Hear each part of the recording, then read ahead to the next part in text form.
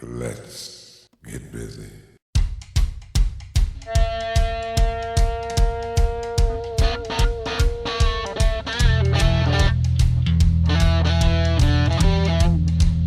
Live from the Shooting from the Lip studio in Louisville, Kentucky, it's time for Shooting Stars with your hosts Kevin Hale and Greg Unthank.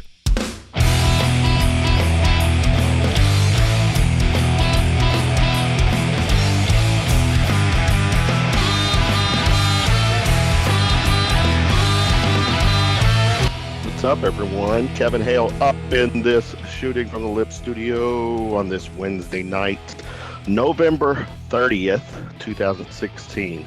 It is officially, well, actually in 1 hour and 59 minutes, it will be officially the last day of November, and tomorrow, December 1st, which means, Greg Unthank, 25 days until Christmas. Lord. That's right. Already here. Yeah. All on top. It is. What's up, brother? Not much, man. Just looking forward to another show tonight. How you doing? You all right? Good. I'm good. Doing pretty good. Yeah. Get over the sinus infections. I think I'm over mine. Yeah. You feeling better with? Better. Yeah. Better. Yeah. Social media. Yeah. Social media. Real quick. You can find our show on iTunes and YouTube. Subscribe, please. You can also find us on the SoundCloud and Stitcher apps. We're on Twitter at The Shooting Lip, at Kevin Hale 423, at Greg_Unthank. I see or saw, Greg, that you did log in this evening. You can also like us and follow us on Facebook and Instagram. We shows on Monday and Friday nights at 10 p.m. Eastern, 9 Central. Also do a Sunday night show. It's a little offshoot, if you will, Greg, where I talk UK sports. Speaking of UK sports, if you're a UK fan, it's been actually, if you go back to last Friday, because the Hoops team played Friday night, dominated. Saturday, we did something Saturday that we haven't done in 5 years. We did something Saturday that we shouldn't have done, even come close to doing. Very unexpected. And then Monday night, our Hoops guys laid it on Arizona State. But check this out, Greg. I got a cool little site. It's about a minute and a half or so, but listen, I think we'll get a kick out of this. 4-man front for Louisville. Badette goes in motion right. Johnson, he's going to throw it deep down the middle of the field. He's got Johnson. He's across the 30, 20, juice to the 10, 5, touchdown, Kentucky, 75 yards to answer. Two wide out. Johnson gives it to Williams. Delayed handoff. Room near side. 30, 25, 20. Across the 15. He'll go in. Boom, Williams. Touchdown, Kentucky. Pow. How about that run? Johnson drops the throw. Steps up in the pocket. He is throwing deep down the middle of the field. He's got a man out there. He catches it at the 10. Touchdown, Kentucky. The juice got loose again. Waits for the snap. Got it, hesitates, explodes downhill, cuts left, 15, breaks the tackle, 10, 5, touchdown, Kentucky! Steven Johnson drops to throw, pump fake left, throwing deep down the near sideline. Baker's out there. Did he hang on? He caught it! Touchdown! Kentucky! Right in the bread basket of Dorian Baker! To the Kentucky 16, Jackson drops to throw. Has time over the middle. Intercepted on a deflection. McLean picked it off the goal line. He's heading back upfield and goes out of bounds at the Kentucky 8-yard line. Jackson turns. Comes on a keeper. In trouble. And dives to the ball. Get out! It's loose! Scramble for it at the 10-yard line. Jackson dancing around trying to get yards. And the ball was knocked loose. They're unpiling the players. Big Blue Nation holds its breath. Tie score. Could Kentucky get a turnover? Yes! Kentucky's got the football! Good snap. It's on the way. Plenty of leg. Good! It's good! There you go. Saturday in a nutshell, Gregory. Man, it just brightens my heart. That was it really definitely. Does. I know. Go ahead. No, I was just saying it was unexpected. I would have been happy just to stay close with Louisville. Yeah. With such a stout defense and such a scoring machine that they have been this year with Lamar Jackson. And and I want to say, we a lot of our listeners, they've got a lot of our listeners, of course, are Louisville fans as well. I've been going to see Kentucky football since I was a kid. My dad had season tickets, so I have endured through the years the heartaches that you endure when you're a UK football fan. There's been very few moments. I was actually there when we beat LSU some years back. 2007. I was in the front row. I was helping people over the wall. You could. Nice. I'm on the poster. You probably know the poster I'm talking about. But, this was a huge win. A big win for Stoops, a big win for the program, and we get a little relief as a fan here in town too. So it was a good day for the Cats and fans. Yeah, we'll talk more of that later. Definitely a good day for us. Staying with our Wednesday night show theme, Greg, where we shoot with Louisville area musicians, personalities. This guest that I'm turning on his mic is not only a great musician, he is a great personality and someone that I've been able to meet and respect a lot. Hank Rose. What's up, man? Hey, what's going on, fellas? What's up, Hank? Hey, what's happening? Oh, buddy, just doing it. Glad you can come on. Yeah, man. Yeah, for sure. Just getting through another Wicked Wednesday. Yeah.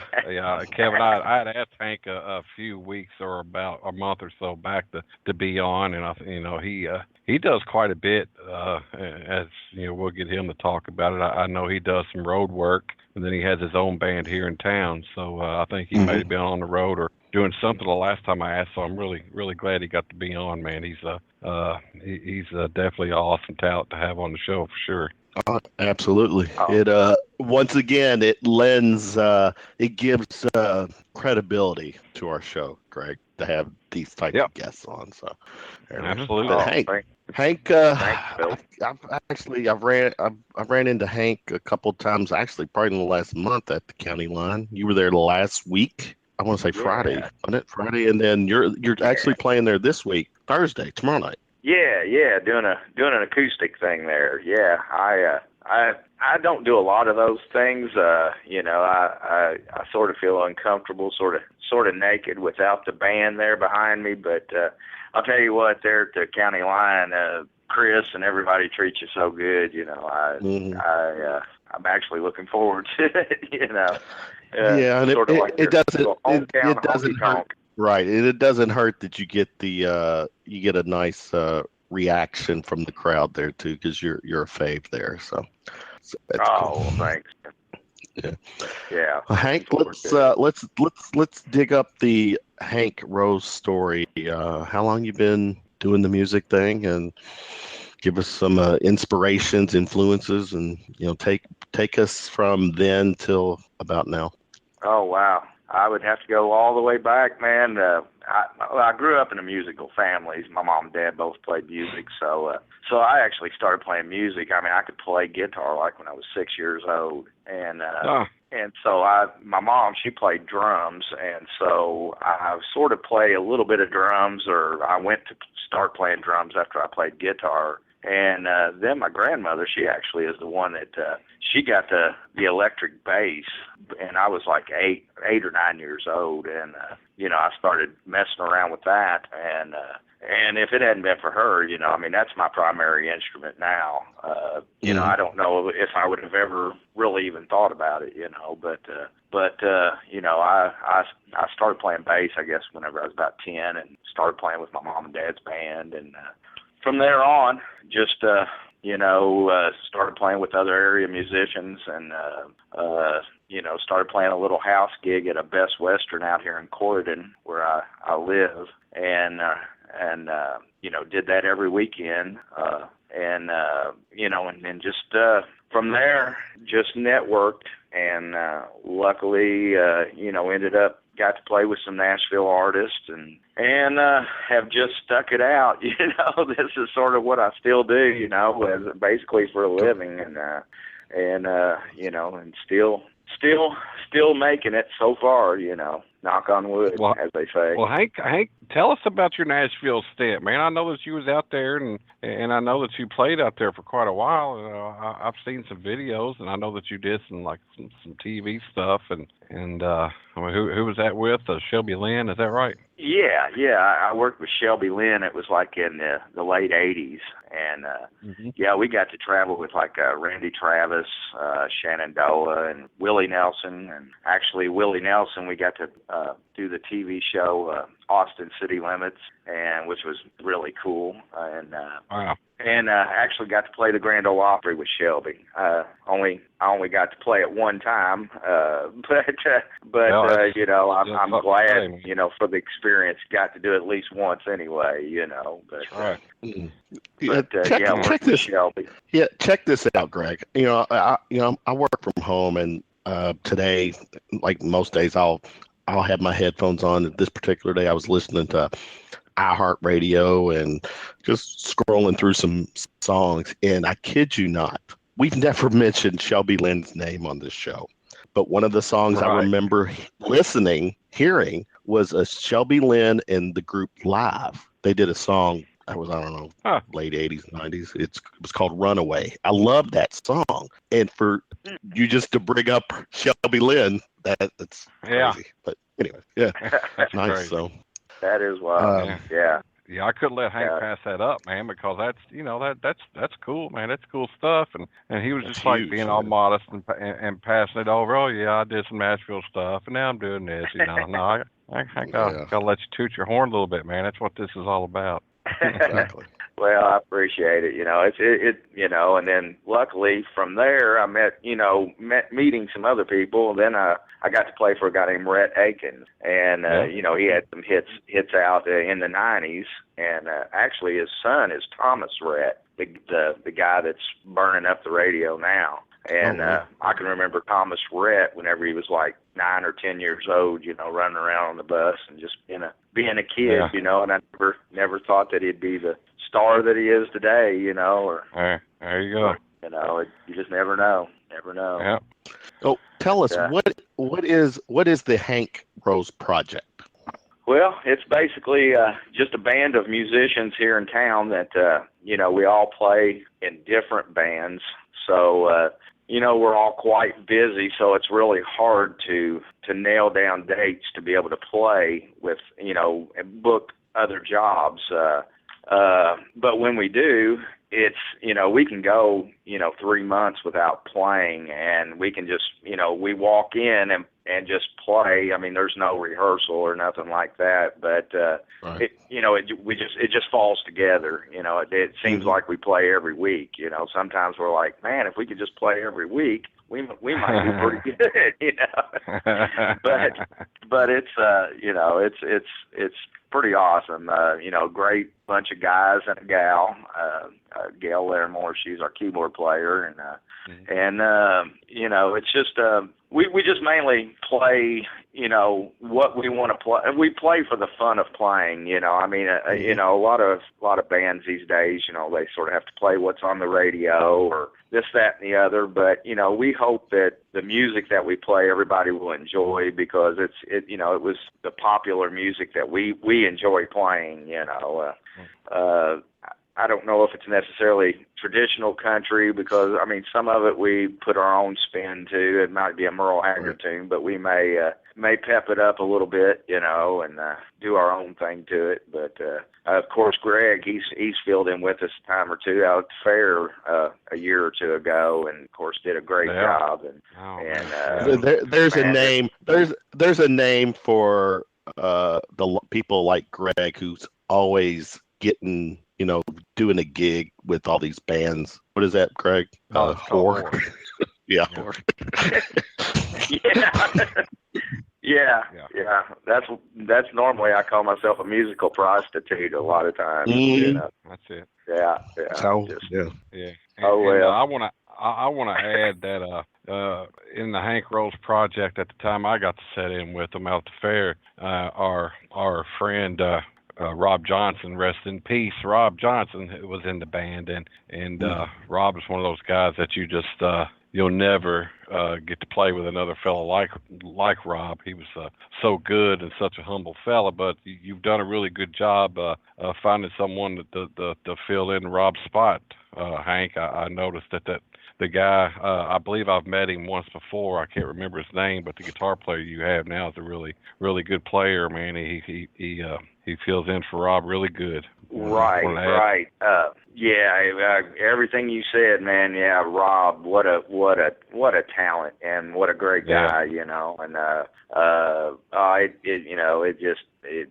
we played together the night that he first started getting sick, and we didn't really know what was going on, but then from there on, it just kept getting worse. But we, after Rob passed, we sort of thought, well, we just ain't even going to keep the band going, because it's just hard to find musicians anymore. And I was actually out on the road, and spring was coming up, and of course Rob passed away in February, and spring was coming up, and Dwayne, our drummer, of course Greg knows him, and he called me and said we were getting some calls to start playing, and what were we going to do, and just all of a sudden, Ray Bowling came to mind. I'd worked with Ray in another band, just filling in with them. He works in a band called the Fabulous Hickabillies.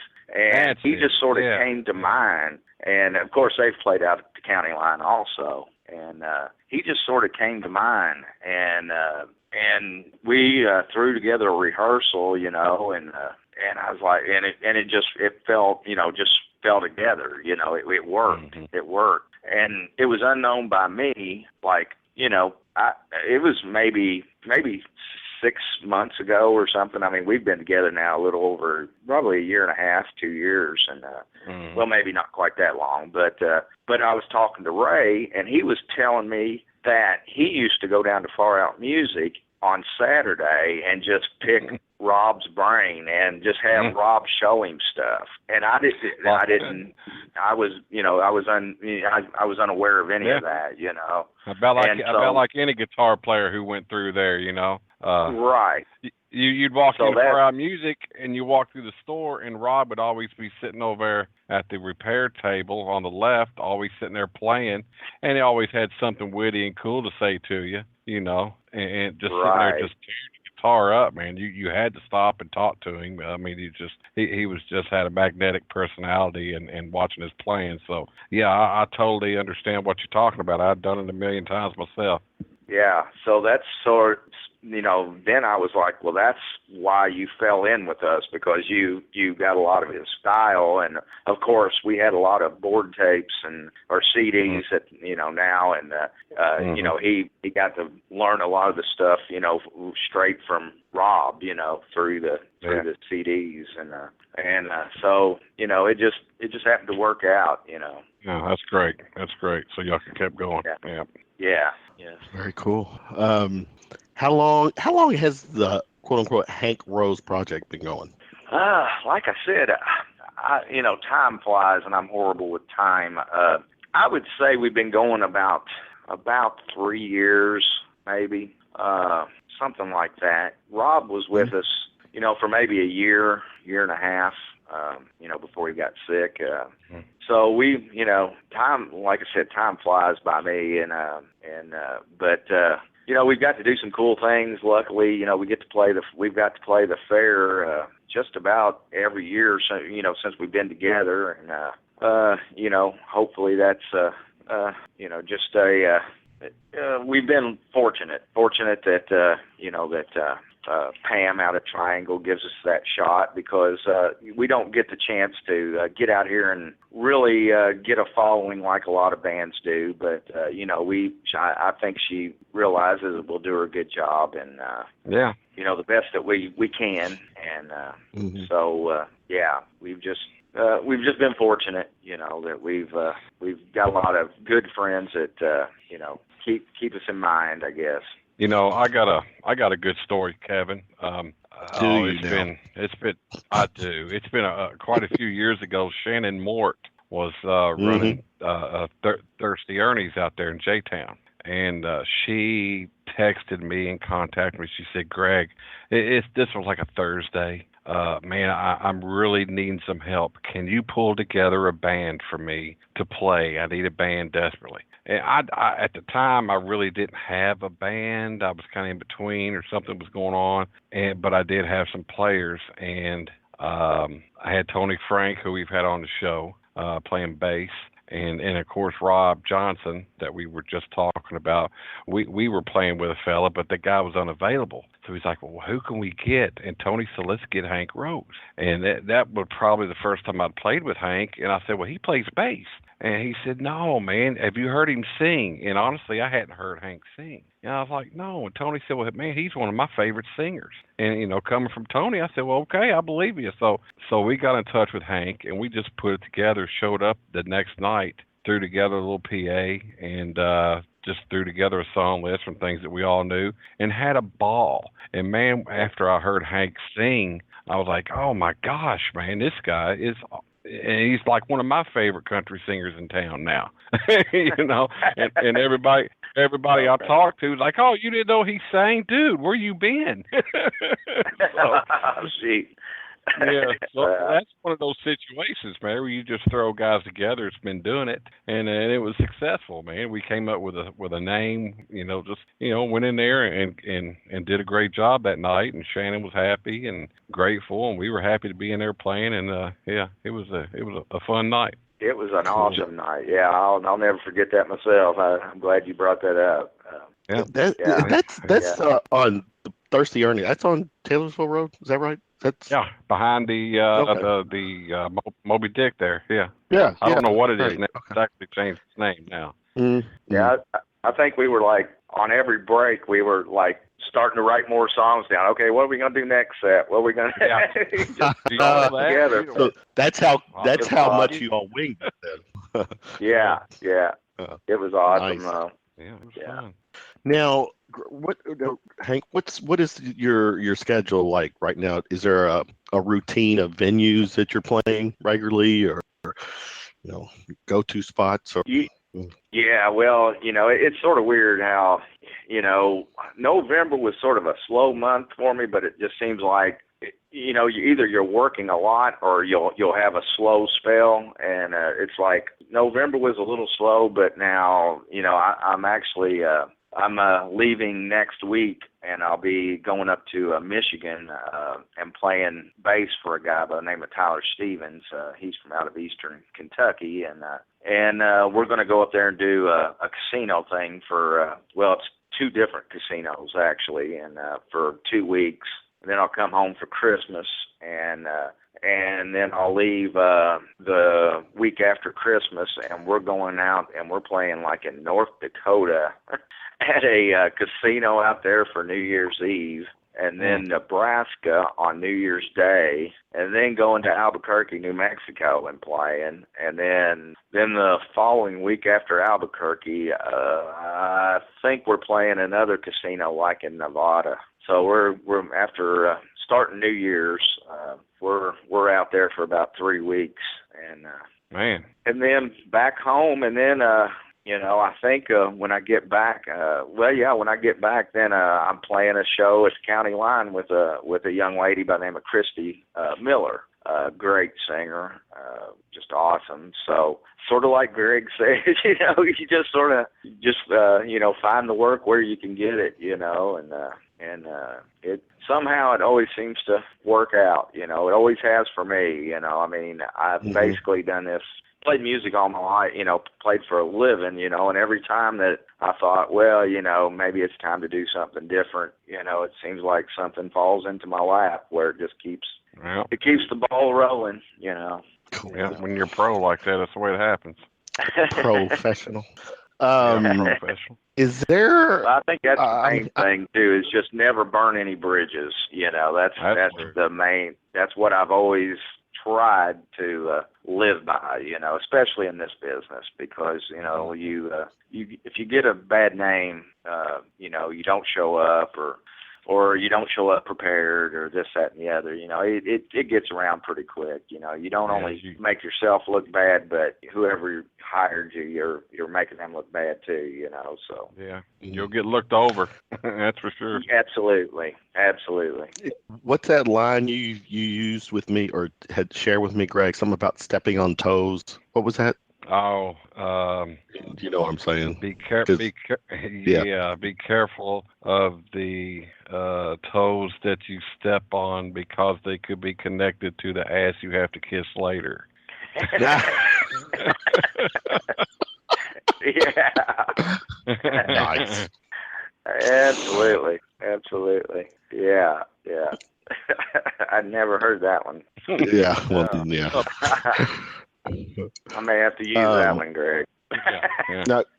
Now, Greg, when wait a minute, when was the last time you played with Hank? Oh, Has it been recent? No, it's been about 3 years ago, I guess. It's okay, right but before that Rob was got sick, so. But that was still primarily country, right? Yeah, I was with the Hank Rose Project. I was filling in for Dwayne for the Hank Rose Project. Yeah. All right. So you could pull off all that country stuff, Greg? Yeah, I can pull it off. Okay. Oh, yeah. Yeah, he did a great job. You know, it was like I was just saying, man. He came in prepared, you know, and he's always one of my first calls if I ever need anybody, because you know I know his reputation, and I already I know how prepared he was when he came in with us. That story is getting so old on this show. Bro, he's always my first call. Everybody comes on. Greg's always my first caller. Yeah, when we're in the bind, we call Greg. Greg Unthank saves the day. Wow. It's costing me a lot of money, man. This show's costing me a lot of money. I got to send that check out weekly. I know, man. So, Right. now, what's right now? You've got still ties to Nashville, correct? Yeah. Oh, yeah. I've still got a lot of friends down there, and I never closed the door down there. You know, I mean, I still teeter back and forth about moving back down there. I lived down there for about 2.5 years, I guess. And, I did the Broadway thing where you go in and play, for 4 hours straight, and then maybe walk down the street and play another 4 hours straight, I actually enjoyed it most of the times. Sometimes it was pretty aggravating whenever you would be walking to your car in the rain and maybe have $50 in your pocket, and go, what the hell am I doing? But then the next day it was a sunny day, and I don't know, it's just a magical town to me. It's just cool being there. You'd wake up and you'd be like, what could happen today? You didn't know what the day may have in store, so. Mm-hmm. I keep all my Nashville ties together, In fact, the guy that I go out on the road with, Tyler, our drummer is from Nashville. And cool. He actually played with Joey and Rory for a while. And, of course, she passed away last year. And they had some some nice stories about her. I think that's the main thing in this business, too, is just the networking. You always just try to keep meeting as many people as you can, Mm-hmm. I got you. Because you never know where it may lead, Right. You never know whose ass you got to kiss next, right? Right. Right. If you're into that. Now, if you're into that, yeah. Now, don't you have ties with J.D. Shelburne, Hank? Yeah. I work some with him. Yeah, he's of course from Taylorsville, and right. I'll go down there every now and then and play some shows in Nashville with him. But a lot of times he'll use some Nashville players because the drive down there sometimes it just doesn't pan out to drive that far. But whenever he comes up this way, most of the time. Unless I'm doing some road stuff, he'll call me to play for him up here. And, super nice guy, and man, he's worked his ass off to be where he's at, and that's a lot of it these days, You really, Persistent. I've always heard if you want it bad enough, you've got to work your ass off to do it. If you don't, you'll never make it, And if anybody deserves it, I got to say he does, because he's really did the legwork. I must say. Has. Sure has. Yeah. We've tried to get him on the show, from what I understand. I think Kevin's tried to get him on the show, and it's been kind of hard, I guess. I don't know. What's the story on that, Kev? Are you at liberty? It is his schedule. It's been times I've reached out to him. He's been on the road, so it's just been some bad timing. But I'm not used to getting the word no given to me, except for a few chicks, not many, but and we all know. Yeah. All right, check this out, Hank. Before we let you go, I do a quick segment to end it with our guest called Round of Shots. Little take on our name. I'm gonna throw 6 questions at you. It's a quick Q&A, just meant for fun. Have fun with it. Number 1, what was the first concert you attended? Probably Conway Twitty. I'm gonna tell you how old I am. That's awesome, man. I think you're our age. It's got to be our age. Right? Yeah. But I was like a kid, but still, Okay. Yeah. That's awesome. Number 2, what would be the one celebrity you'd like to be stuck in an elevator with? Jennifer Aniston, maybe. Nice. Yeah. Yes. Well, I hope my girlfriend ain't listening. I think even a girlfriend should realize it's still Jennifer Aniston and take one for the team. Right. All right, number 3. During a gig, what would be a Hank Rose pet peeve? Something that drives you crazy, besides hearing someone to play Skinnerd. Yeah, just consistent hecklers. There's people that heckle, but if you have one person that just stays on you about something, that just drives me up the wall. Because you try to stay, calm, and you try to treat them as nice as possible, but after a while, you can't treat them nice anymore, and that's really not my character. And that's my... After a while, you've got to throw water on them. Yeah. Did I say that? Absolutely. Well, because I ain't gonna waste my Bud Light. Yeah, no. This is I'm digressing here, but what is the Hank Rose character in a few words or less? Oh man, well, I'm probably Jekyll and Hyde as far as I'm pretty laid back and quiet, and I mean all my friends will tell you this. I'm all laid back and quiet until I have like I said, a few Bud Lights and maybe a beam or two, and then I'm the life of the party. I definitely come out of my shell. Yeah. Well, that's all right. That's all right. Yeah. That's the Hank Rose thing there, I guess.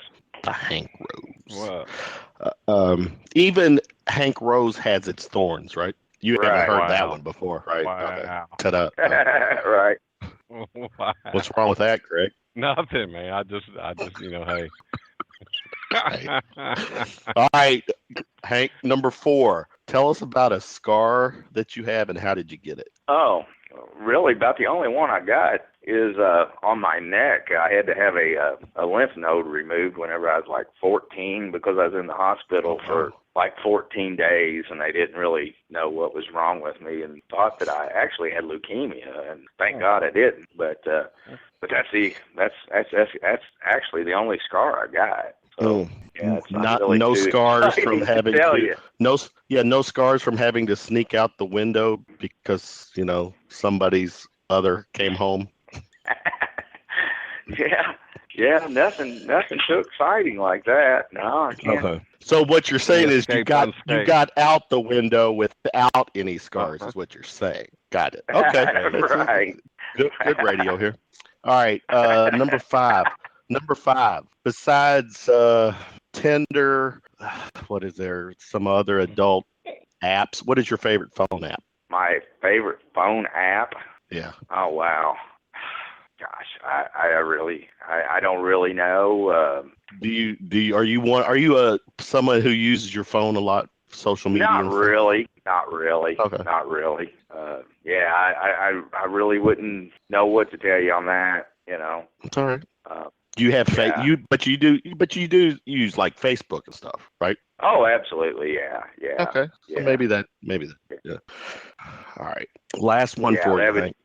All right. If you had access to a time machine and could go anywhere in the past, your living past, dinosaur past, where would you go? Oh, I would probably love to go back and see an Elvis concert. Yeah. Mm. The King. Yeah. I think maybe that the would be one in pretty... Hawaii. That'd be pretty cool. Yeah. Everyone's seen that one. Yeah. But not the one on TV. To be there. Yeah. Right. Okay. All right. Yeah, something like that, probably. Yeah. Could you pull off any Elvis songs, Hank? I probably couldn't sing them, no, but I could sure play them because, he was sort of an influence too, on me, even though, I'm more of the country thing, I grew up, especially whenever it was the big band, I wasn't a real big fan of the old Elvis stuff, but the big band stuff, I love that stuff. Yeah, it was good. Yeah, especially for the time, it was pretty amazing. Nice. Elvis. All right, tell us what events you got coming up, Hank. Well, for myself, I just got spotted things throughout the first part of next year, and everything else is on the road with Tyler Stevens, basically. Just doing the casinos. Yeah. And you got the line tomorrow night. Yeah, doing the line tomorrow night. Yeah, doing the acoustic thing. Are you with someone, or are you just doing it? No, it's just me, man. Just me playing acoustic and doing some beer drinking songs, and hopefully there'll be somebody there to heckle me, and we'll just have a good time. I plan on being there to heckle you, at least. All right. Yeah, we'll definitely do a beer and do a shot. So good stuff. Oh, I'm all about that. Absolutely. Tell us about social media. Where can we find you and the project? What's that? You was breaking up on me here. I'm sorry. Social media. Where would we find? Where's all your social media at? Is it just Facebook? Or? Yeah, basically Facebook. Yeah, that's basically it. I have it's the Hank Rose Project on Facebook. We have a Facebook page, and then of course my page, Hank Rose. I usually keep everybody pretty much informed on there. That's one thing that's pretty cool about today that we didn't have 10 years ago, trying to advertise ourselves and stuff, it's all this, the free advertising we have on the internet. It's awesome, Right. Oh, yeah. Very cool. All right, Hank, man, I'll come and pay a visit to you tomorrow night. And thanks for coming on and telling us some stories. And, once again, promoting Greg Unthank, being one more person to give me another cavity from all the sweetness that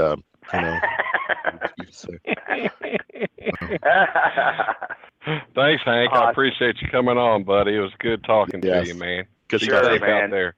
All right. Good to talk to you guys. All right. Have a good night, brother. All righty. You too. Hank Rose Project. Super nice guy, man. Oh, yeah. Total pro. Really good guy. Yes. He's a great performer, great singer. I've enjoyed listening to him. Sometimes I've got to do that. Speaking of Cat Greg, our next guest is on hold. We'll keep him there for just a second. I've already screened him. He's ready. Sounds very chilled. He looks, but I remember him from the last time. He is very laid back, very cool cat. But before we get him on, you've got like a mouthful of promotion for yourself and your band coming up. For the bands, the bands I play with, real quick, if I could go over some of these things. Starting Saturday at 8 o'clock, and we're going to hear more about this from Bryan. I will be playing with Bryan Fox, our next guest. Bryan Fox and the band's Good Chiggens. We're playing at Baxter's at 8 o'clock, and we're going to be playing a show with Wildwood. And it's going to be a great evening out there for both bands. Bryan's got something special going on, and we want to get as many people out there as we can, and he'll explain that. And I believe Wildwood, they've got some special things going on their last time playing this year, and looking forward to that gig. And then after that's over with, that said, I'm running out to TK's to play the rest of the night with Spare Change Millionaires, which is always fun, some 80s rock. We're going to be jamming out there at TK's. And then then Sunday, the very next day, I'm playing a benefit. It's a MRF, Musicians Emergency Relief Fund benefit, which, is an organization here in town that it helps benefit musicians in need. And that's been a foundation here for several years. The show is going to be at Louis on Taylorsville Road there in J-Town. That's at 10212 Taylorsville Road. Pizza place, real nice place out there. From 12 to 5, there's going to be music. There's going to be about 4 different bands: Jeff Remmett and Friends, Johnny Donut Experience, which I believe they do some Beatles stuff. And then at 3 o'clock, the Blue Funk plays. That's the band I'm with, featuring Johnny Edwards. And then we're going to have special guest from the Kentucky Headhunters, Greg Martin. He's going to be out there playing with us, so I'm thrilled to be doing that show. And after we get done at 4, Madman Across the Water, which is actually an Elton John tribute show. So it's going to be a cool event out there for Murph. And that's $5 to get in, I believe. Yeah, $5 to get in. And so if anybody gets a chance, come out and see me at each one of those shows. And come on out to Baxter's, and we got Bryan Fox coming on, and he'll tell you what's going on with him. Excited for him. Yeah, before I turn Bryan's mic on, Greg, do I need to remind you, based on everything you just said, what you got going on Saturday night? You're double dipping Saturday night. You're playing a benefit Sunday. Can I remind you that you're not a spring that I'm an old chicken? Fat bastard? You're not a spring chicken. You're not a good spring chicken, Bryan. Or Yeah. It's going to be a little taxing. It's going to be a little taxing on me, man. I deal with there's a lot of drummers. Well, there's a few drummers I've talked to around town at my age, and it is physical. It is physical on us. And I have been dealing with some arthritis issues, but I've actually been doing some other things here in the past few weeks. It's been helping me. So I think that I'm excited about it. I think I'm going to be good this weekend. So thanks for asking about my well-being on that, man. I appreciate that. Greg, your well-being is a concern to me. So it is. Yeah, it really is. It's usually after a long gig, and I'm definitely going to be playing what 5 sets Saturday. So Sunday I would be kind of laid up, but to go out and do this benefit, that's going to be real cool, man. So yeah, I'll just do a little stretching and head back out. It'll be fun. It won't be long. Just play another set, but it'd be great. Does anything from a medicinal standpoint, hippie lettuce or anything like that come into play Saturday? That would kind of help your joints. No, not for me. No. Yeah, Okay. I no longer. Not to say I didn't, but I no longer. Yeah. But I'm not against it as far as for the pain relief thing. I do know that it does help. So, but no. Now I've turned his mic on. Bryan Fox is with us. Bryan, hey, what's going on? What's up, Bryan? What's up, brother? I've been listening here, listening to Greg moan and groan about playing so much. I've been wondering why I haven't seen any big twirls and spin moves with the drumsticks and I want to get. You said you're doing an '80s set, man. You need to throw in some of those '80s moves with the Chiggens, man. Yeah. You know, back in the day, I used to try to twirl my sticks and stuff, and then I just realized that I shouldn't do that anymore because it takes away from my playing, and I wasn't good. So. Oh yeah. Well, dude, we play country music, man. You don't have to be all that talented. You need to throw in some circus tricks at the same time. I mean, you can be all right. Well, you know what? I may come up with something tomorrow night for you, man, just for your own personal amusement. Let's try it out, man, and practice. So I want to see it first. Yeah, we can rehearse tomorrow. You guys have a practice tomorrow night? Yeah, we do. I mean, and you know what?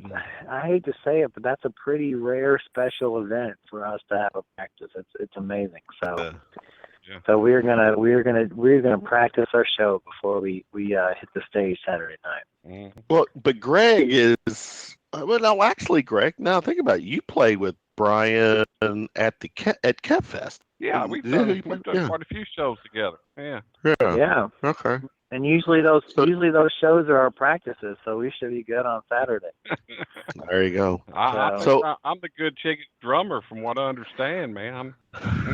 You're an honorary Chiggen. Honorary Chiggen. That's right. You're not the cock of the. You're not the cock of the walk. That's who our guest is, but you're a. That's right. Right. But Bryan, you just released a album, new CD, and the song "Gasoline," the video is killer. Yeah, crazy. Let's give us a quick shout out to Stephen Clark, that maniac, with the video. I mean, oh yeah, he totally brought it to life. Yeah, for sure. God, I mean, yeah, that mind of his is so unique and talented and scary at the same time. But, right. You know, his mind shouldn't be wasted. You know what's interesting? You know what's really interesting about the Gasoline video is that, you know, I'm doing country music, and like he merged that with his dark vision, you know, and that's the thing about it is, you know, a friend of mine, Todd Blankenship out in LA, he's a writer out there, and so he's kind of did the initial script, and it's got through some changes with Stephen Clark's, you know, editing and everything, and so we got it down. But you know what's so cool is that, I mean, it's this country song, but it still has Stephen Clark's goggles on it, which is like such a dark kind of. It worked with the theme. Yeah, it worked with the theme of Gasoline, man. The way he worked it in, it did mesh. It worked well together, you know. Yeah, for sure. I mean, I'm pumped. I mean, this is crazy to say, but dude, it's over. I think it's over 240,000 views. Yeah, that's what I saw where it was over. Yeah, I saw where it was over 200,000. So that was one of my questions. How many? But there you go. And then, you know, one of the other questions with the video, and you answered that too, was I'm curious to know who scripted the video, and you said you got a buddy that basically wrote it for you. And yeah, he did it. It definitely went through a lot of changes. You know, I mean, it's like with anything. You know, when we started doing it, you know, at the beginning it had this, you know, we're supposed to have this totally different ending, and the way that it went, it kind of evolved into something else. But a lot of it, you know, kept the original script kind of feel, and it's cool. It's funny because, you know, going into it, just me, the video though, you know, even on camera, I'm this amazing screenwriter and the script. I mean, I'm gonna go for it. You know, if I look like a fool or whatever, I mean, I gotta get in my underwear, I gotta do whatever, you know, I gotta fall off the bed, you know, whatever. I don't care if I look like a fool. We just gotta make this thing work, you know. And so I think it turned out well. It did.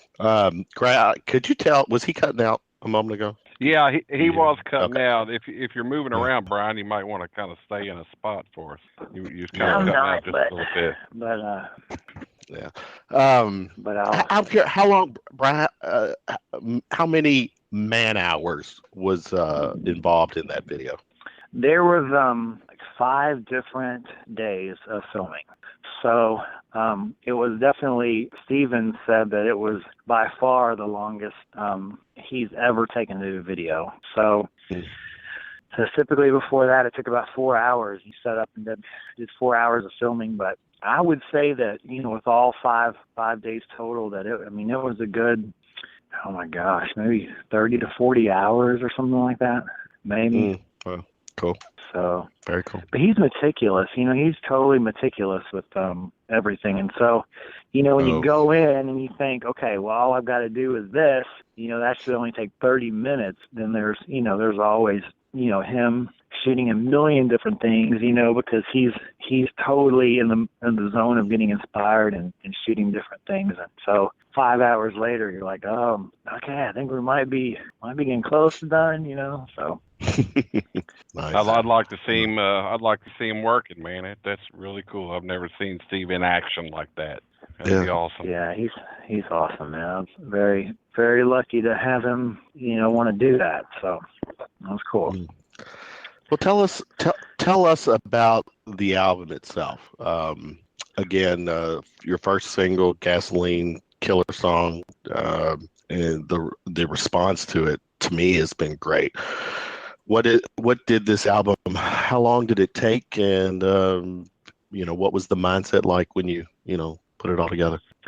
Really the cool thing about Gasoline is it was the first collaboration between Kevin McCreary and I. So he and I wrote that song together.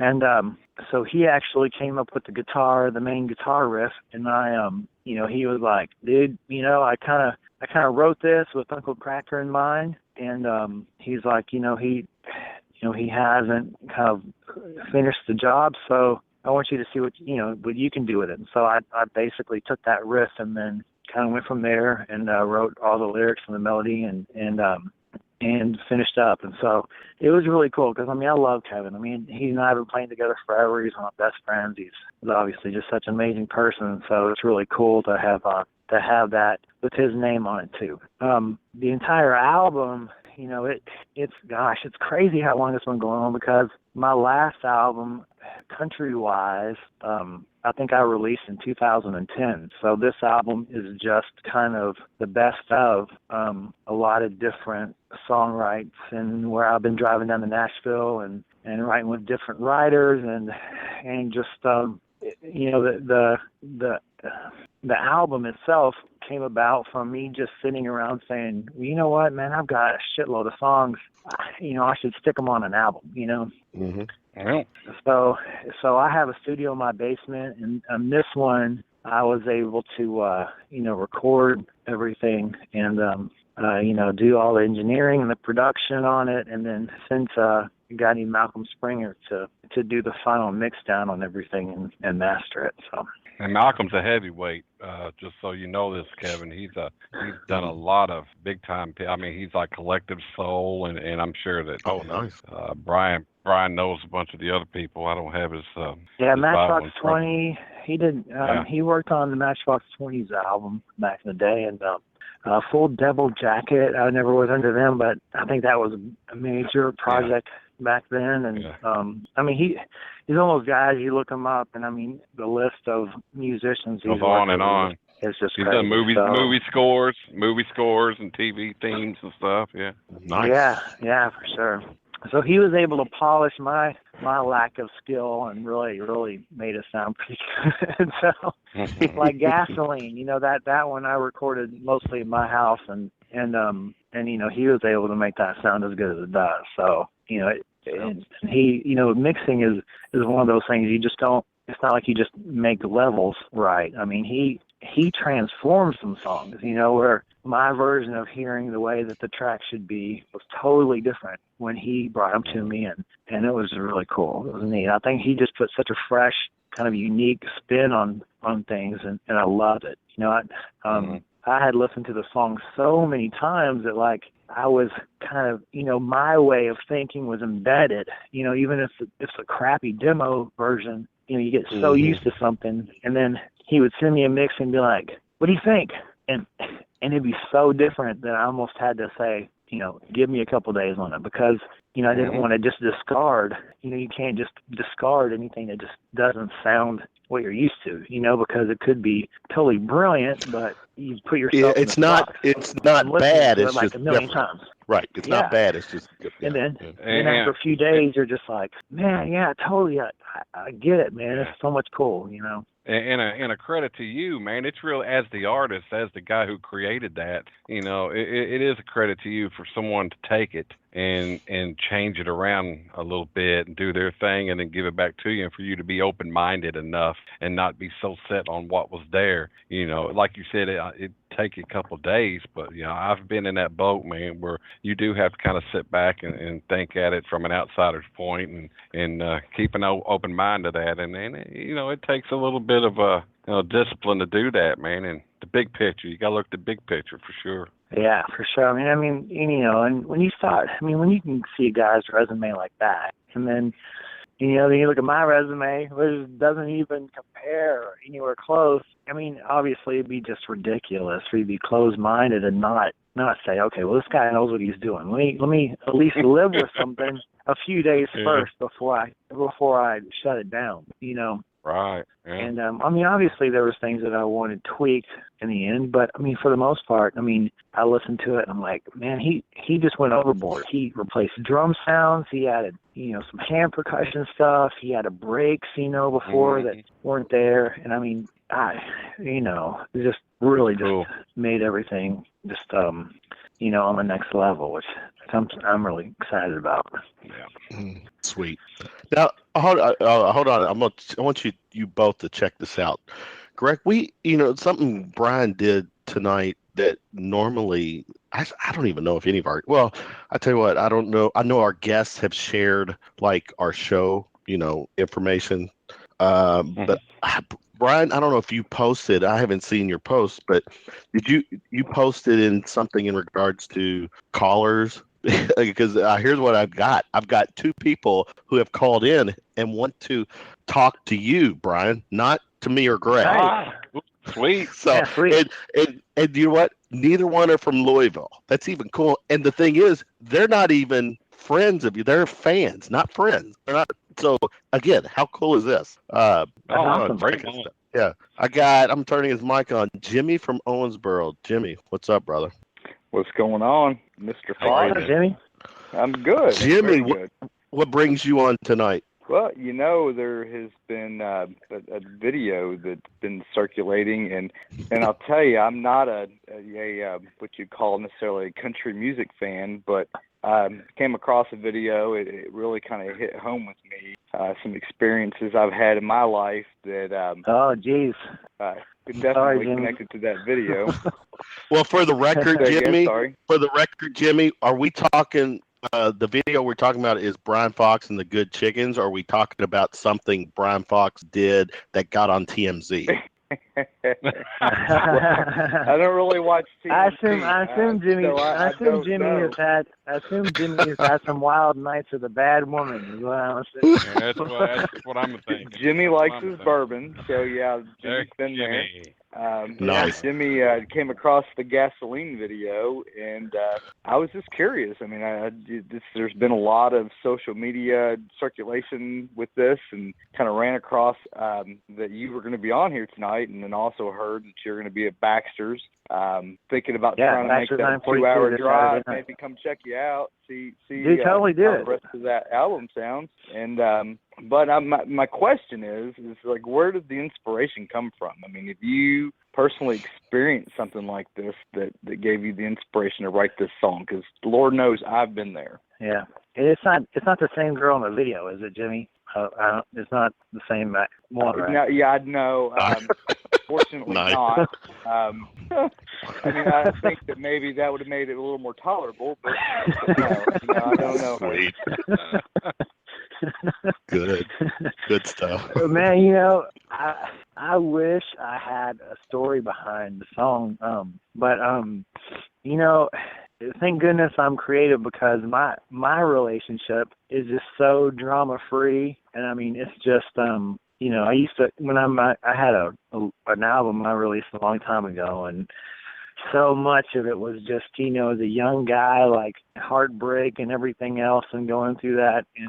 And anymore, it's hard to write that kind of stuff because I just don't live that, and thank goodness, But Gasoline came out of just the guitar player, Kevin McCreary, who wrote that riff. It was just me basically sitting down and playing that riff over and over and messing with it and just coming up with a melody. And the thing that first came out of my mouth was "That Girl Is Gasoline," and so, when that line came out, I thought, okay, what can I do with that?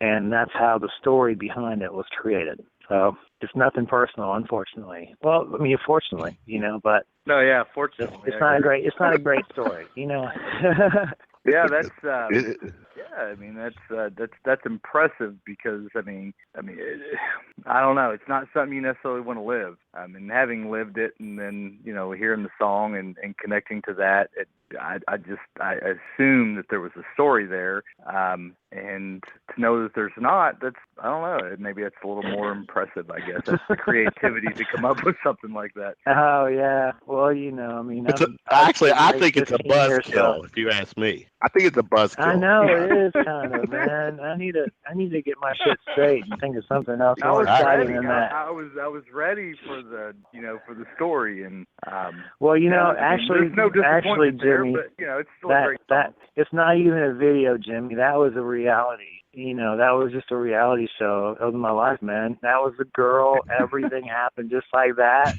There you go. So much better. So much. We just had a camera on us all the time. We just edited out that crap, man. It was. But hey, I'm happy to hear that you got past that and you're very happily married, which I am now as well. I learned a lot of lessons along the way, which I called it practice. It brought me to where I am with my wife now, and it's all good. So, but hey, it's good, man. Great talking to you, Bryan. Yeah. Well, so I'm gonna see you on Saturday then. Come up, Jimmy.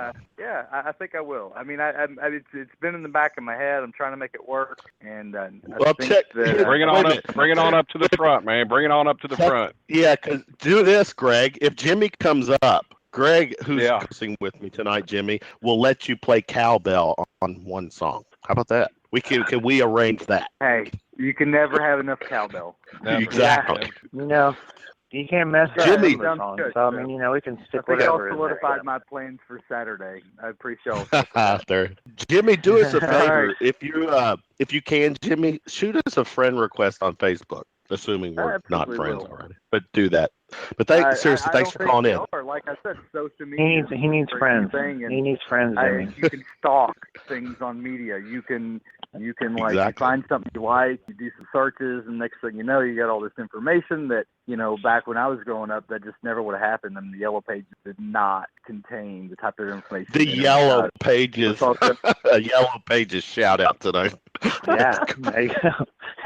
You might get some one more subscriber out of 100 that actually use them. Right. Now check this out, Bryan. What we've got from Jimmy tonight is that he is one of the 242,375 views on this video on YouTube. Jimmy may have watched that more than once. Maybe Jimmy. I'm probably counting for 5, 6, 7, 8, 9, 10 of those. Probably, I don't want to get carried away, but I've watched it a few times. I was impressed. All right. Nice. So basically, I have about 240 fans. Is basically what Jimmy who's watching 1,000 times. Sorry, yeah, take away. Jimmy, thanks, brother. Try to come up. Hey, man, thanks for calling in, dude. It's good talking to you. Thank you. Love the radio, the podcast show, and I'll tune in more often now. Cool, Please do. Thanks, brother. Awesome, man. See you Saturday. All right, thank you. All right, take care. Bye-bye.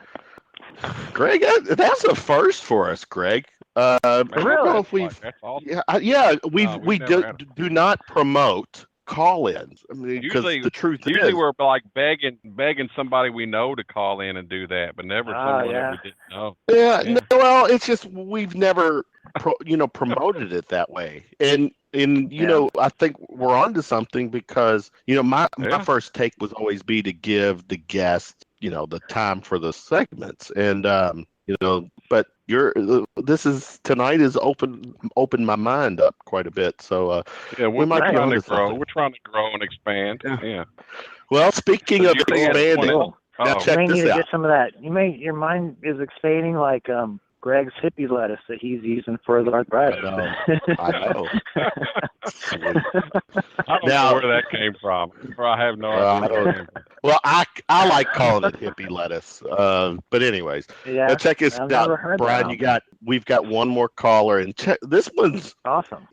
This is I'm turning his mic on. It's Bryan. He's calling from Georgia. He's not a friend. Yeah. But Brian, share your story on how you crossed paths with Bryan Fox. Well, yeah, I'm down in Georgia. A few years ago, I was up in Louisville visiting my friend Jody, and we went to the billiards club. And the good Chiggens with Bryan Fox were playing there, and it was a hell of a show. So you're welcome. I added him on Twitter as a search and on Facebook, and saw the video for Gasoline, and then saw that he'd be on the show tonight on the Hank Rose podcast. And my question is for Bryan Fox. Hey, I'm a fan, but will there be live shows coming in the Southeast or Kentucky-wise anytime soon?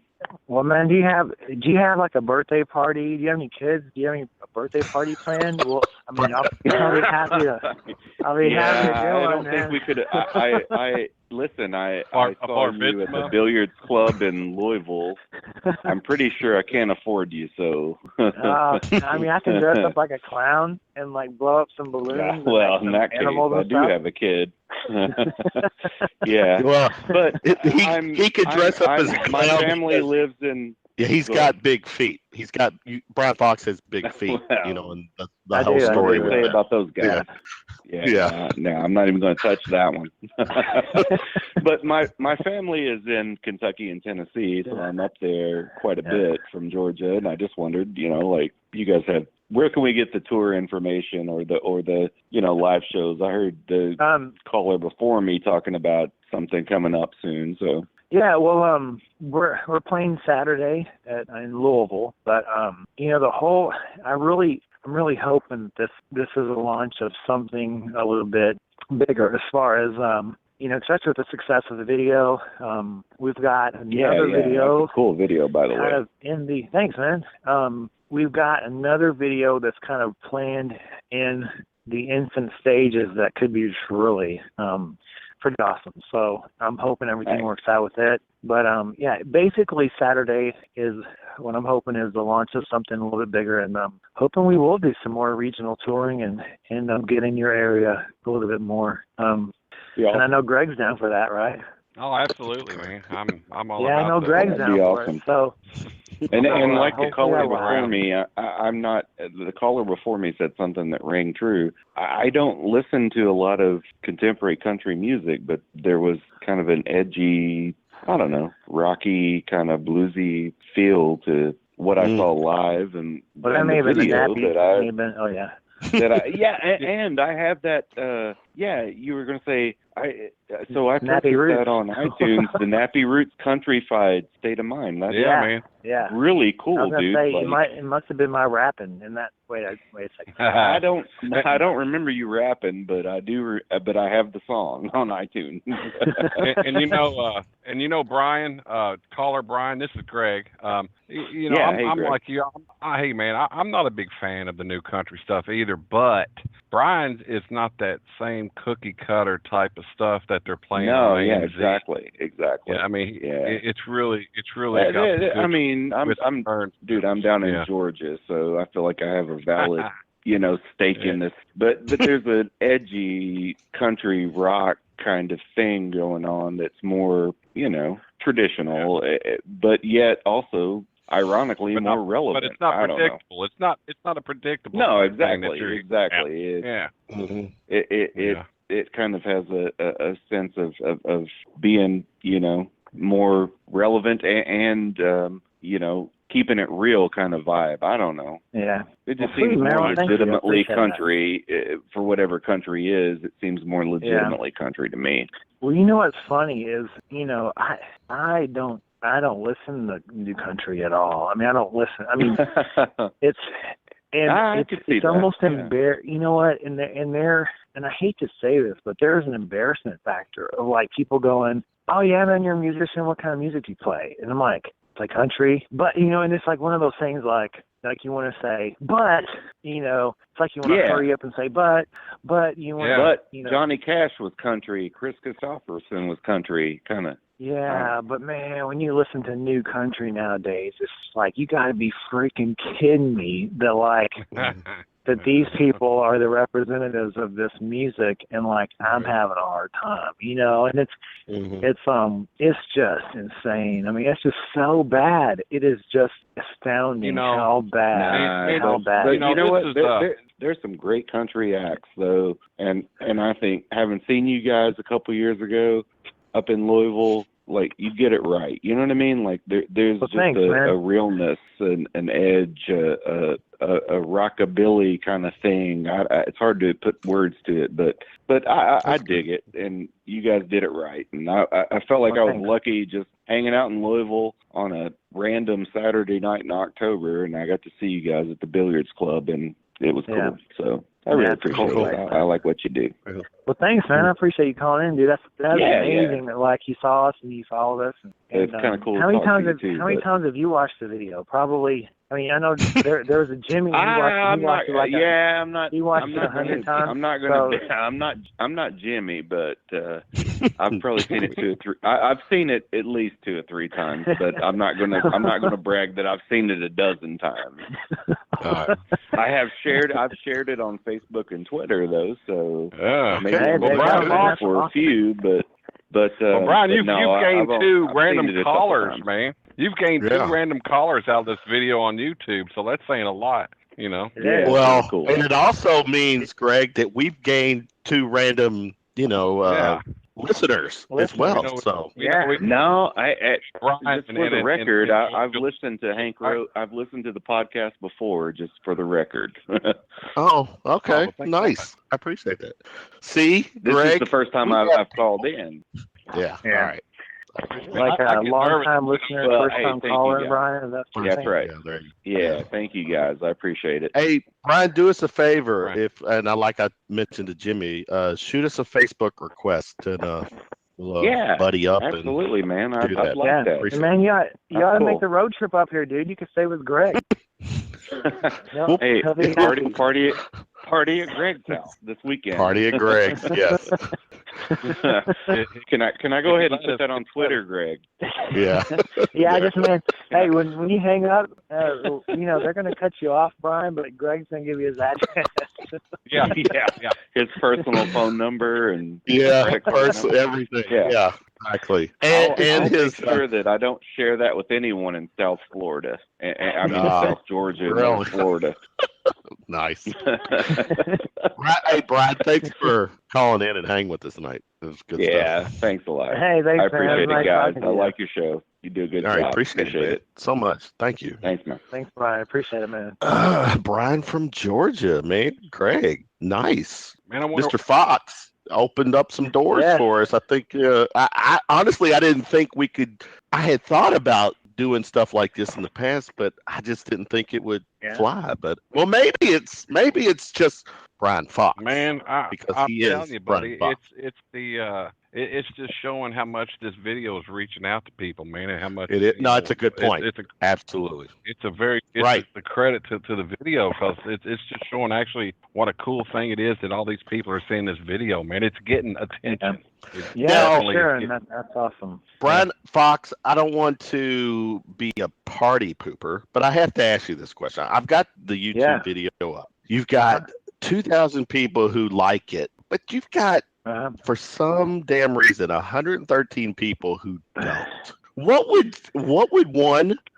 you think? Why would you think those people don't like about it? And then 2, what would you say to those people?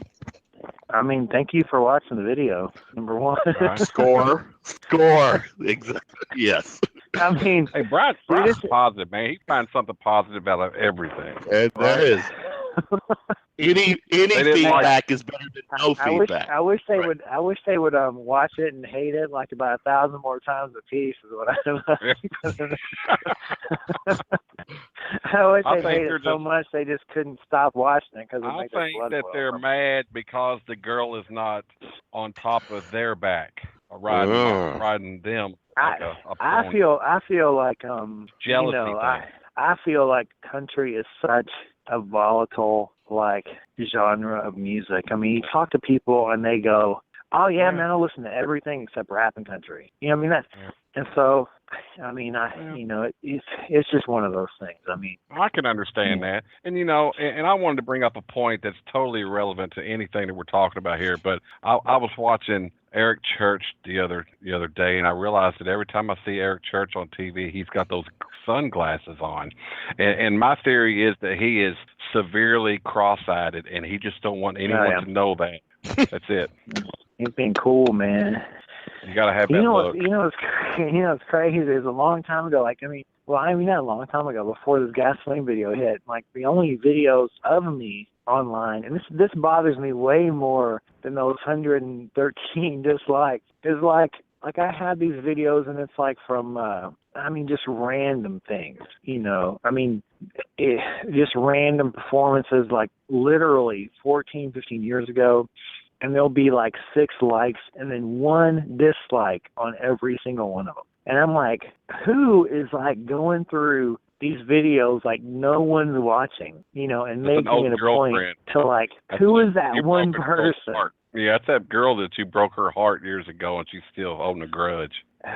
Maybe so, man. Isn't that weird though? It's just like, who is that one person that hates me that bad that they're going through like looking up every single video and like making sure they put that 1 dislike on it? That's weird. Yeah, and here's my thing, man.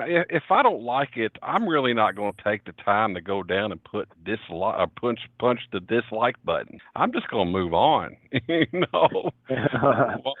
don't know, man. Oh yeah. Maybe it's seeing a 40-year-old dude in his underwear. Maybe I'd probably dislike that video. Now, be honest, Bryan.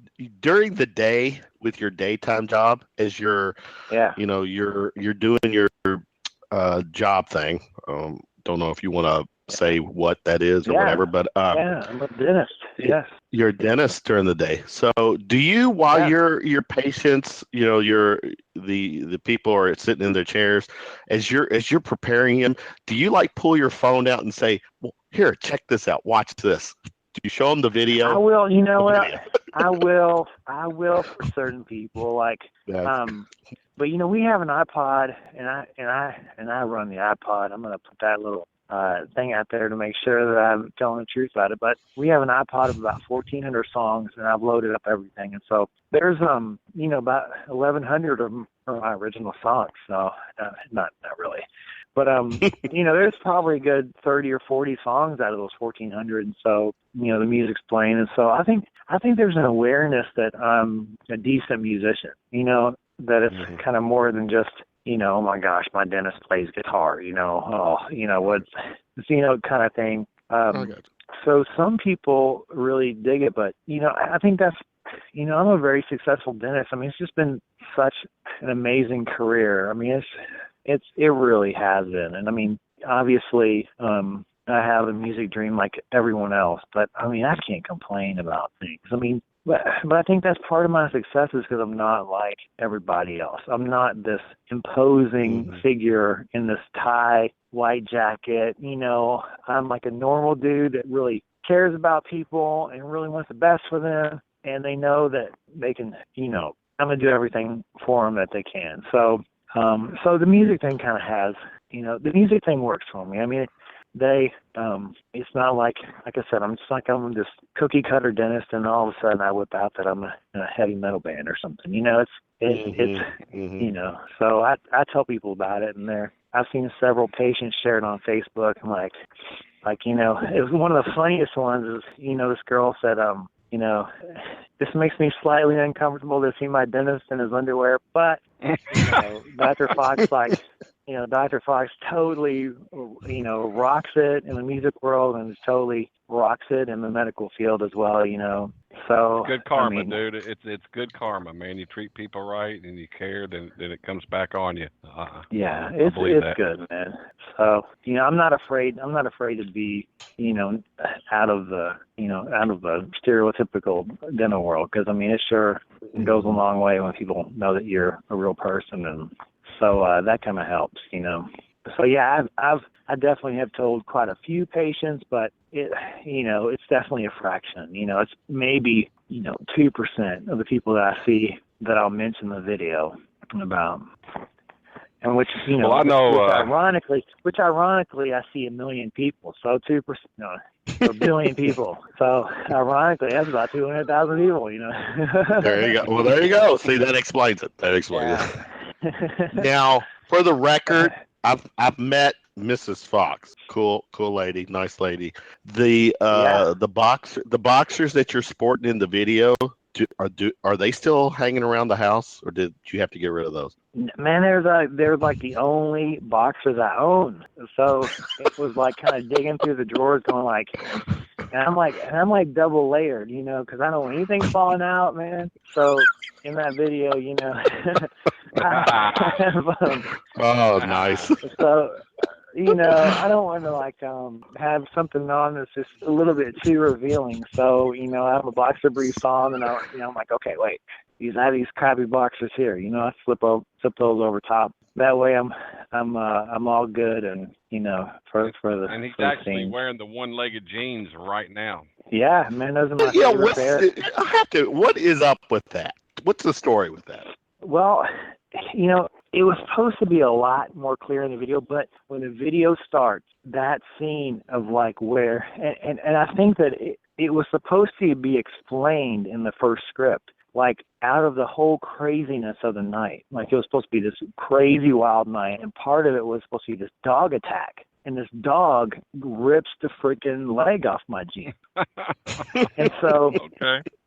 And so now in like I told you, the script kind of evolved when it came about. Like when I wake up and I look down, I see that dog like chewing on the boot, but we thought that it was like kind of almost a cool thing to be more of a mysterious thing. Like, what the hell, like almost like the Pulp Fiction opening up of the suitcase. Like, what the hell isn't that thing that's glowing? And not that cool, but kind of one of those things that kind of leaves people wondering. It's just part of the randomness of the crazy events.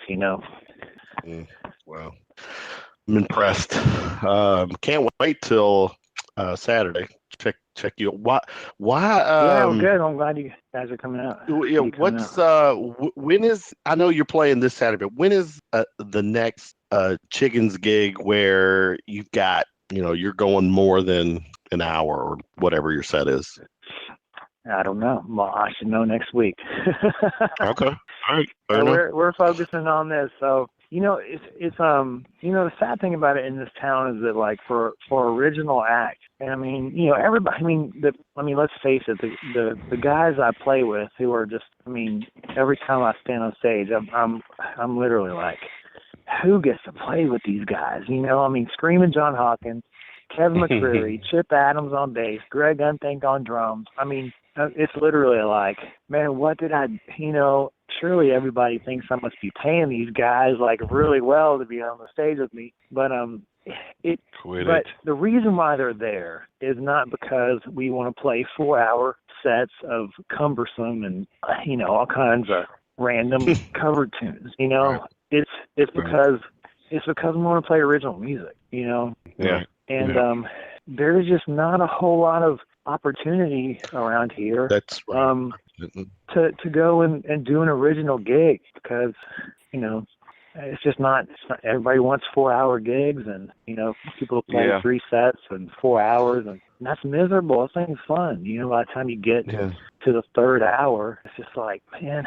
Yeah, man. So what you're saying, Bryan, is Saturday night totally works for you. Yeah, and we're totally pumped to play with Wildwood because, they're such a great band and have a good following, and like we have a good following. and to put those two together and actually do, and I'm sure they're more excited about Saturday than they are when they're totally booked for 4 hours, you know. It's they're going to get to do a lot of their stuff because people at that gig want to hear original music, you know, Exactly. and they're going to get to do what they think is fun, and you know they don't have to stick in a bunch of stuff that they don't want to play to fill up the night. So I'm excited about it, man. It's totally the kind of gig we need to play and we want to play, and it's the reason why we're in this band is to go and play original music. So Good. Mm-hmm. Respect. Is that right, Greg? All right. Yeah. That's exactly right, man. And those type of gigs, you know, he's asking, that's the kind of gigs that I like, and what you're doing, original music. That's why you do it. I mean, you want to go out there, you want to play an hour and a half, hour 45 minutes or whatever to display your own music.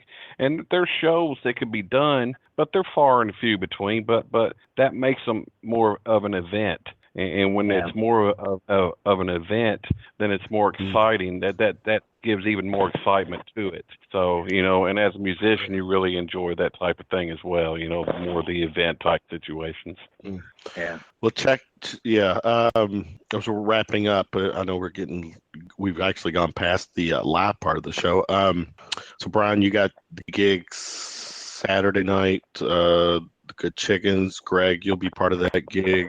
And then stay tuned go to to see. BryanFoxBand.com. Right. We got new shirts, BryanFoxBand.com. The CD will be available on Saturday. So it is on digital media right now, but we'll have CDs and shirts to show. Man, we're going to be done in time to party and listen to Wildwood afterwards. And so we're really anticipating a good crowd. So I'm looking forward to it. Very cool, man. Bryan, thanks for hanging out with us. Much success. Anything we can do for you, you let us know. All right, man. Thanks for having me. All right. See you, Bryan. See you tomorrow, buddy. See you, brother. Tomorrow. Bye. All right. Bye. Good night. Greg, what a flippin' night tonight, man. Hank, first segment, Hank Rose came on and really good segment. Bryan and with his fans, a couple fans calling tonight from Owensboro in Georgia. Very cool. Man, that's very impressive, man. It's the power of video, the power of media, man. The multimedia and the social media, the YouTube and all that stuff. It's as I've said, what is the universal language in this world? Love. And music. And music. And music. And those two things it's good stuff. And both the callers made the point too, and actually Bryan said it too. You know, when it comes to country music, I'm not a fan of country music at all. I don't listen to country music stations. I couldn't even, if a country music, now some of the more popular ones I can tell you, but a lot of the new country people, if they were on TV, I could not tell you the names. I don't listen to it, but I'll go listen to. I'm not a fan of new country. I like older country. I'm not a fan of new country. So I'm not been per se a fan. There's certain acts or artists that I do listen to. I've listened to and enjoy. There's certain people I do like, Keith Urban and that kind of stuff. I appreciate those guys. Yeah. Oh yeah. But to go to listen to live music, I'm a frequent visitor at County Line, and that's all they do is it's a country music honky tonk setting, but that live vibe is killer. I mean, it's good stuff, and a lot of good. Man, I heard that I heard you have a stool there, and it's actually got your name embroidered on the stool at the bar. Not yet. I don't think I've earned that status yet, but I do. There is kind of like my go-to stool at the bar. That actually, it's like I turn left, I see the stage, and if I turn right, then I deal with Chris Lucian at the bar for my beer. So it's perfect for me. So people listening to the show, stay tuned for the when I upload the show, I'm gonna put some songs by Hank and Bryan at the end of the segment. So check those out. But Greg, good stuff. You got practice tomorrow night. I will see you at Baxter's Saturday night. Yeah, man. Looking forward to it. I'll see you there. Yeah. For Greg Unthank, Kevin Hale signing off. We bid everyone a good night and a pleasant Thursday. Peace out, Louisville.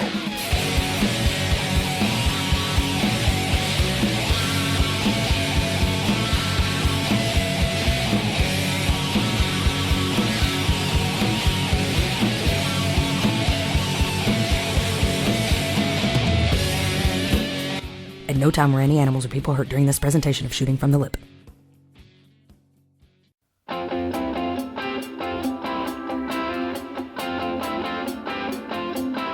I was raised off of Route 3, out past where the blacktop ends.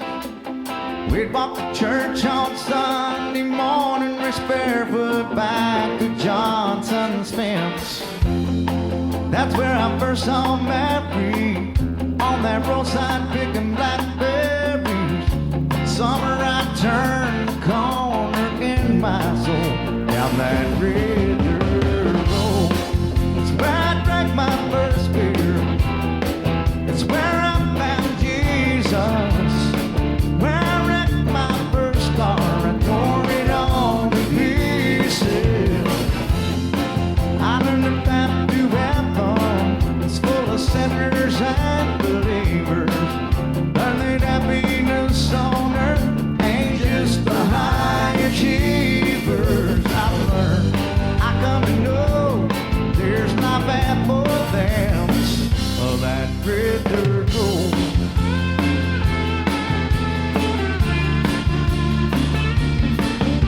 Her daddy didn't like me much in that shackled up GTO. I'd sneak out in the middle of the night, the rocks at her bedroom window.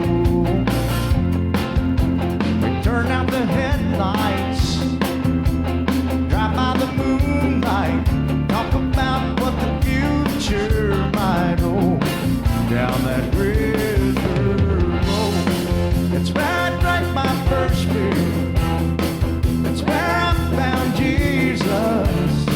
Where I wrecked my first car and tore it all to pieces. I learned the path to heaven. It's full of sinners and believers. Learn that happiness on earth ain't just for high achievers. I've learned, I come to know there's not bad for them of that red dirt road.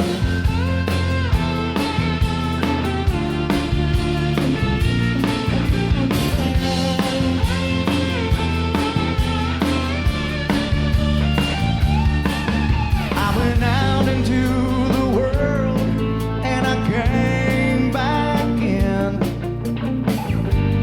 I lost Mary, oh I got her back again. Driving home tonight feels like I found a long lost friend. It's where I drank my first beer. It's where I found Jesus. Where I wrecked my first car and tore it all to pieces. I learned the path to heaven. It's full of sinners and believers. Learn that happiness on earth ain't just for high achievers. I've learned, I come to know there's not bad for them. Oh, that river road.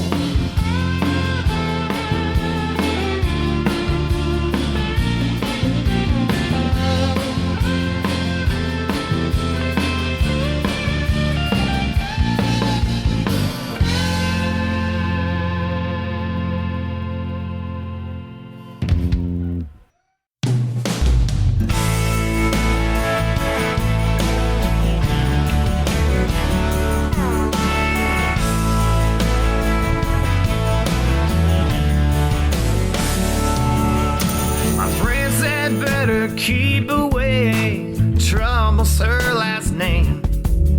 Sure lure you in, playing us saying, then use did you till you break? A million broken hearts she's made. To you she'll do the same. I've been warned, so there's no one else to blame. Angel eyes, but the devil's in her veins.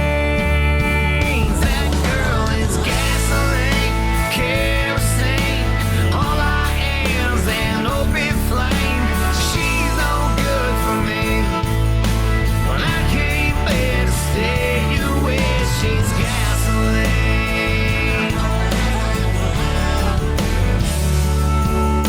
We're out again, it's 2 a.m. and closing down this place. I need some sleep, she's killing me. I can't keep up at this pace. I've got nothing left, can't help myself. She's one damn big mistake. She's so fine, but she'll be the death of me. Angel eyes, but the devil's in her veins. That girl is gasoline, kerosene. All I am's an open flame. She's no good for me, but I can't bear to leave. That girl is gasoline, kerosene. Everything goes up in flames. She's with me, but I can't bear to stay away. She's gasoline.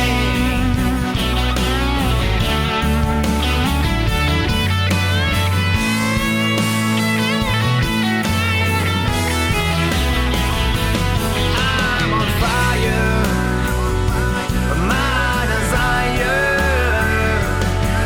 won't let me go. She's no good for me.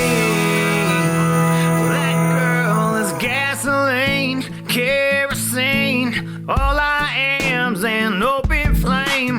She's no good for me, but I can't bear to leave.